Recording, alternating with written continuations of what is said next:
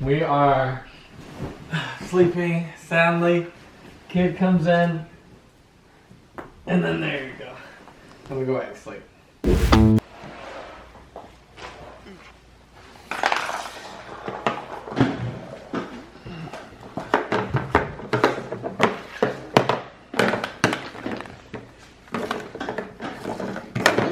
trying to make it good. Throw it off and let Daddy pick it up. Probably. Because he's just like throwing it off. What letter are you working on? B. B. What sound does B make? Ba ba. Very good. Ba ba for ball. What are they, C words? No, they're not all C words. They're land words. These are under the water. Why are they called sand dollars? I'm not sure. Maybe they look like a dollar. And maybe that's a fan. Do you know why it's called sandwich? Because a witch comes with a sand. No. Sandwich. No, the witches first made it in the sand. Like they made it, sculpted in sand. Same thing with sandwiches. They made sandwiches. So we started homeschooling in 2020 during the pandemic, and mostly it was just because one of my kiddos really struggled with like virtual learning. It was really hard for her to be able to like focus, and I felt like she wasn't getting everything that she needed to get. And so I was like, okay, well, we'll just homeschool. I didn't want it to seem like a punishment. I was only homeschooling one and not the others, and so I decided to homeschool all of them. It's been great. We've been doing it for 3 years now. The first couple months was the hardest, but then Drue's stepmom, she actually helped me find some curriculums that worked best for each kiddo, and now it's so easy. Each year, I love sending my kids to public school, and I love for them to have like the social interactions with other kids each day. And then also learning from someone who like that's their love to do. Like they go and teach. So I love my kids getting that as well. But I also love that my kids get to have someone who gives them one-on-one attention. So each year we pretty much make the decision on whether or not we're going to homeschool. This year again, we made the decision we are going to homeschool. And so we'll see about next year. We don't have it where we're just going to be homeschooling forever. I think we're just gonna base it on where we're at in life and what the kiddos choose to. This year we told them like, hey, you get to choose. Do you wanna go back to school or do you wanna travel? We can't really do both because traveling, you can't just pull your kids out all the time. So they chose that they wanted to travel, so we're gonna be traveling a lot this year, and then we'll see about next year and what they decide. We kind of make the decision together because it's their life as well. So we'll see how it goes. And then I think I'm gonna show you guys our room, how we just finished decorating our room because we know we just moved in, and we co-sleep with Penguin, and I wanted to show you guys how we set up our bedroom for co-sleeping. I read them for almost the entire day. Come on.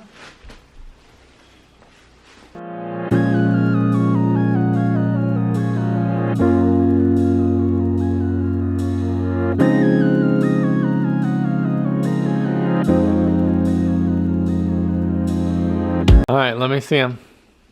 Oh, very pretty. Let me see the other one. Nice. You like those? Yes.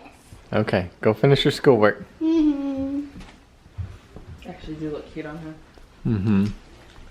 You know what? The other girls are gonna ask me to get their ears pierced, so we probably should do that. We should. We should do that. Pillows. What is co-sleeping? So I feel like my definition of co-sleeping is when your infant sleeps in the same room as the parents. And so For how long? I mean, at least for the first year, I would think, or more. I don't think it stops after. Like, I know kids who co-sleep even after a year. So it's just a child or an infant sleeping with the parents for an extended period of time, intentionally. There we go. Yeah. At what age do you start newborn? When they grow out of the bassinet. As soon as they come home. So we usually have a bassinet, and then we usually have the crib, so you guys can see it right over there. We usually have the crib in our room, and we always have a crib.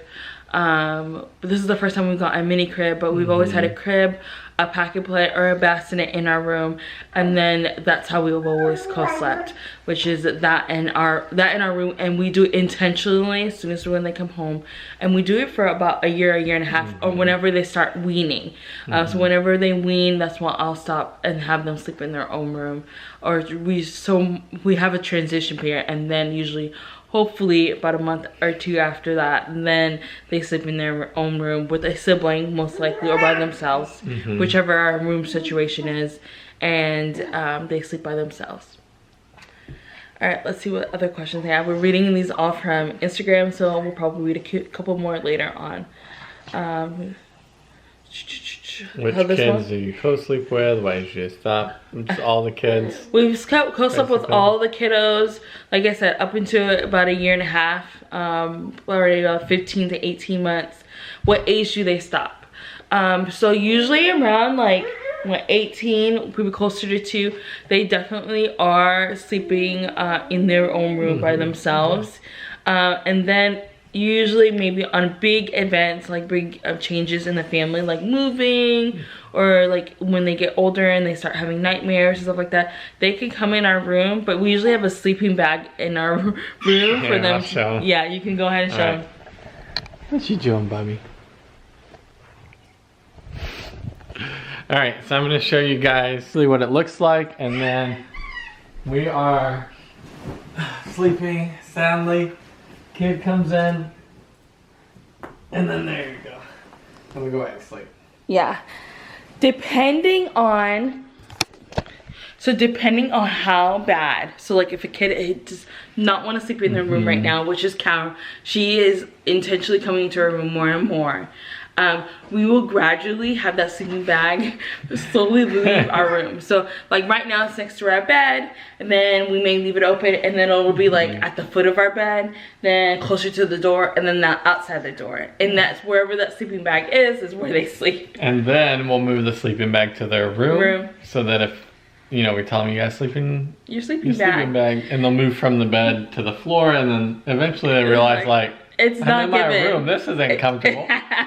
Like, bump this. I'm gonna stay in my bed. So we've done that with all the kiddos, and like I think at one point we were doing it for Badger and Panda. And we had 2 sleeping bags, and it's right when I was pregnant with Cal, and I legit like we had the sleeping bags, and we inched them, and we're in the hallway. We didn't even get to their room. We're like, forget this. It's not giving what it's supposed to give, and they stayed in their rooms.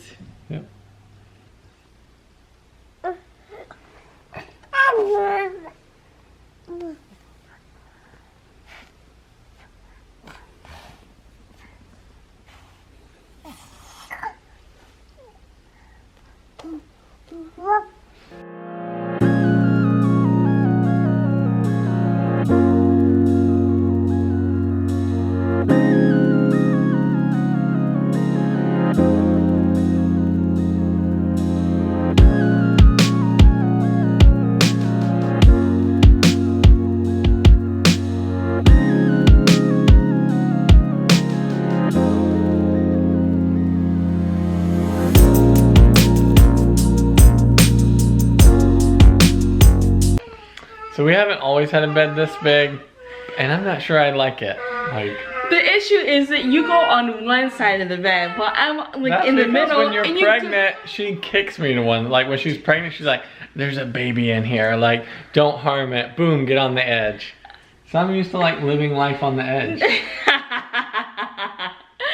We're still getting used to it because like this is our first king size bed. We've always done queen beds, mostly because we like cuddling, and so we always we have never liked the thought of getting a bigger bed, and because the queen's already pretty big. It's big.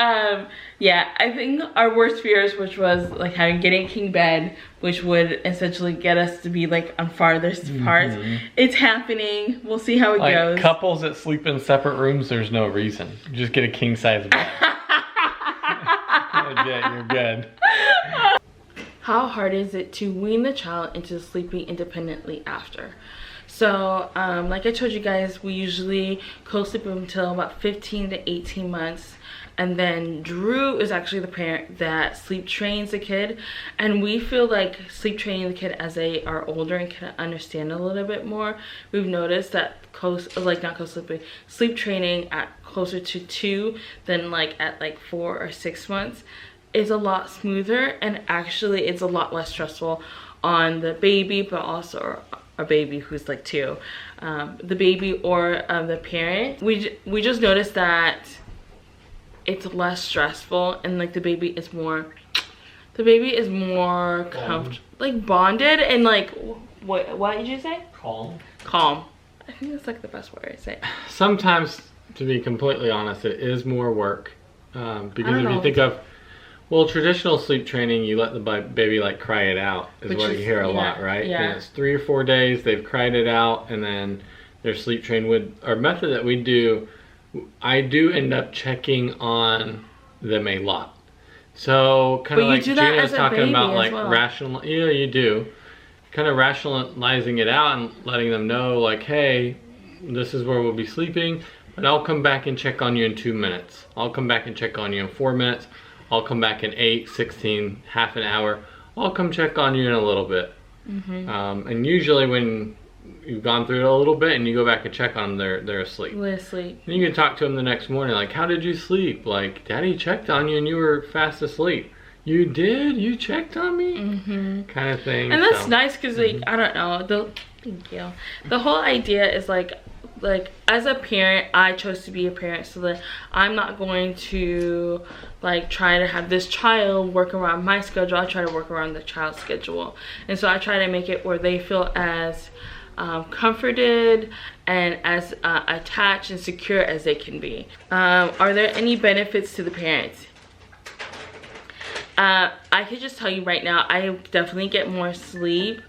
I get more sleep with my child co-sleeping in my room. I don't have to walk out of like the room, and like I also feel the same way about breastfeeding. Like I don't have to leave the room, make a bottle, or leave the room and like do all that. Like it's all in my room. I can bring like the bassinet, which was like a little Moses basket. I bring that closer to my bed. I wake up Nurse, and like I'm in bed. I get a lot more better sleep, and then I have less anxiety as well. So like I can already tell you, Drue mostly does, like I potty train, Drue sleeps trains, and then I wake up with the baby for the most part during the evenings, because I nurse, and so I nurse the baby, put him back to sleep, or carry her back to sleep, and I feel like I get more sleep. We did try having a nursery for Panda when he's our first kid, and so we thought about, oh, let's do the nursery, let's do it that way.